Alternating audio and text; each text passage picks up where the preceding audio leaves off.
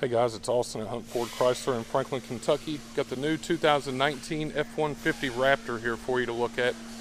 The 2019 has been updated a little bit in both the wheel, some color options, and then also they're coming with a new set of Fox 3-inch shocks.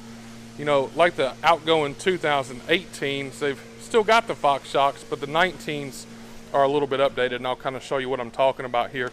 They've got this new system called Live Valve.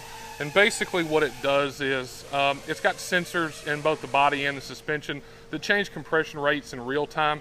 So basically the shocks are going to change based on what terrain you're running around in, whether it's big ruts or mud or rock.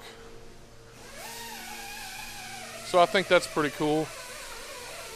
It's got a new wheel option as well. You can see that new wheel there. They've deleted the CD players on the interior of the truck. Most folks in this day and age are streaming their music from their cell phones, so Ford didn't think they needed the CD player anymore, so they have deleted that.